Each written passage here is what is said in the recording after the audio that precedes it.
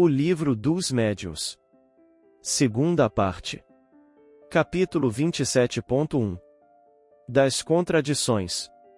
Os adversários do espiritismo não se esquecem de objetar que os adeptos não estão de acordo entre eles, que nem todos partilham as mesmas crenças, em uma palavra, que se contradizem.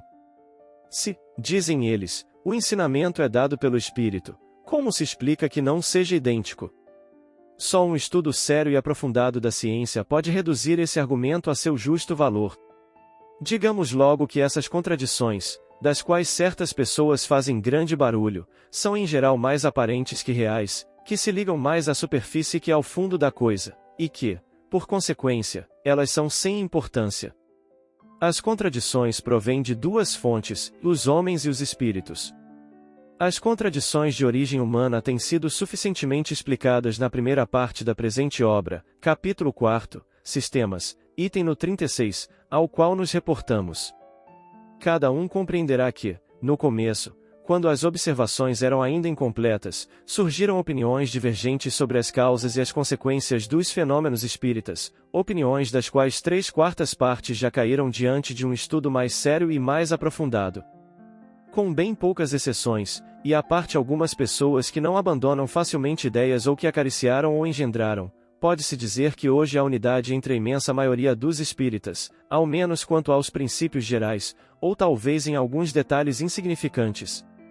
Para compreender a causa e o valor das contradições de origem espírita, é necessário estar identificado com a natureza do mundo invisível e tê-lo estudado sob todas as suas faces. À primeira vista pode parecer chocante que os espíritos não pensem todos do mesmo modo, mas isso não deve surpreender aquele que se dá conta do número infinito de graus que devem percorrer antes de atingir o alto da escala. Supor uma igual apreciação das coisas seria imaginar todos no mesmo nível. Pensar que todos devem ver com justiça seria admitir que todos chegaram à perfeição, o que não é, e o que não pode ser, se considerarmos que não são outra coisa senão a humanidade despojada de seu envoltório material. Os espíritos de todos os níveis, podendo se manifestar, resulta que suas comunicações levam o selo da sua ignorância ou de seu saber, de sua inferioridade, ou de sua superioridade moral. É para distinguir o verdadeiro do falso, o bom do mal, que devem conduzir as instruções que demos. É necessário não esquecer que entre os espíritos, há, como entre os homens, falsos sábios, meio-sábios, orgulhosos, presunçosos e sistemáticos.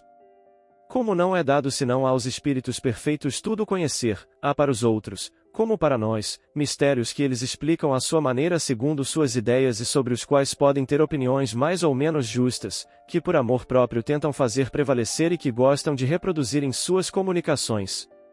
O errado está em alguns de seus intérpretes terem esposado muito levianamente opiniões contrárias ao bom senso e de fazer delas seus editores responsáveis. Assim, as contradições de origem espírita não têm outra causa senão a divergência na inteligência, nos conhecimentos, no julgamento e na moralidade de certos espíritos que não estão ainda aptos a tudo conhecer e a tudo compreender. Ver o Livro dos Espíritos, Introdução, no 13, e a Conclusão, no 9. Para que servem os ensinamentos dos espíritos, dirão algumas pessoas, se não nos oferecem mais certeza que os ensinamentos humanos? A isso a resposta é fácil.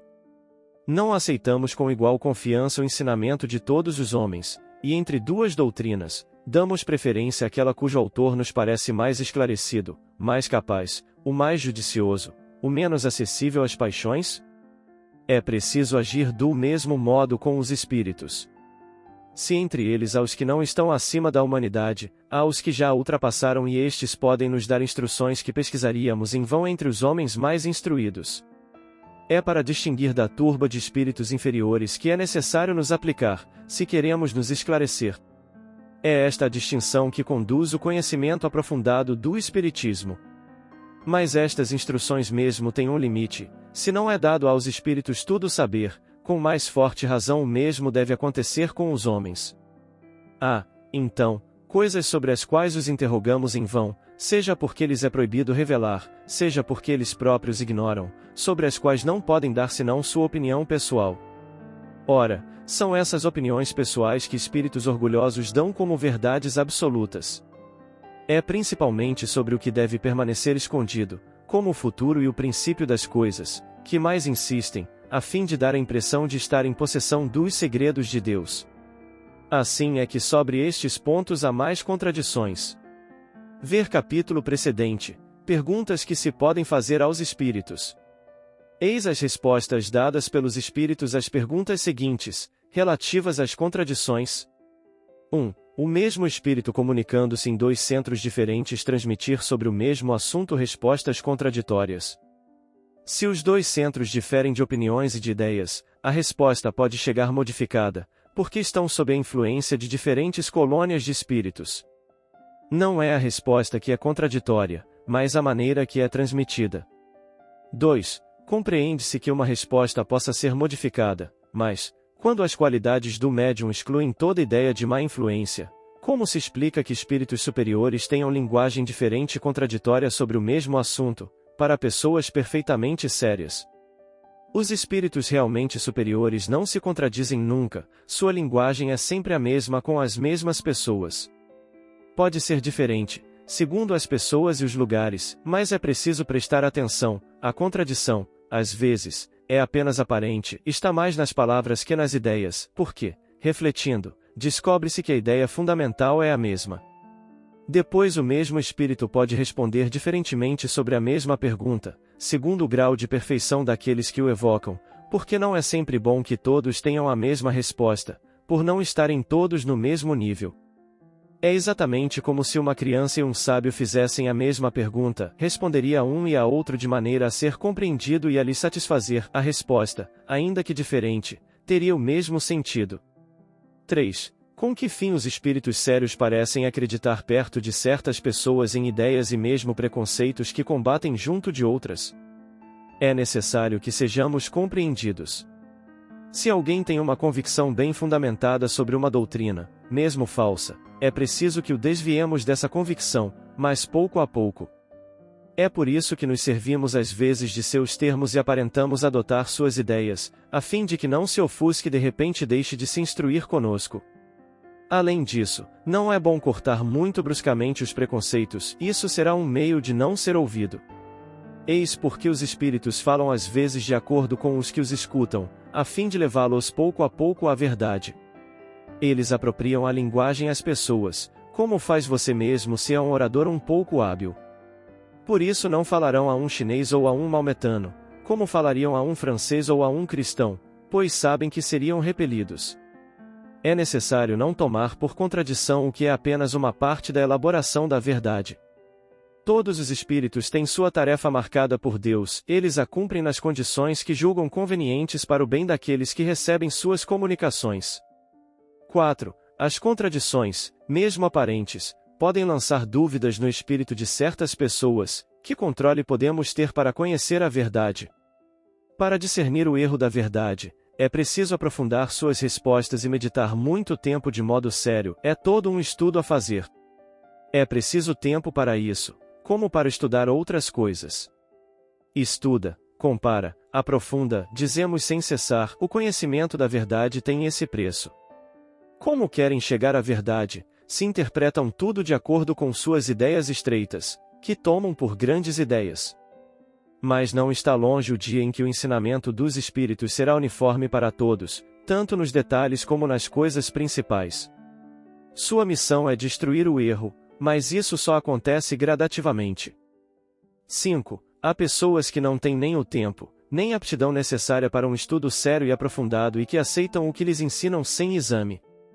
Não há para elas o inconveniente de acreditar em erros? Que pratiquem o bem e não façam nenhum mal é o essencial.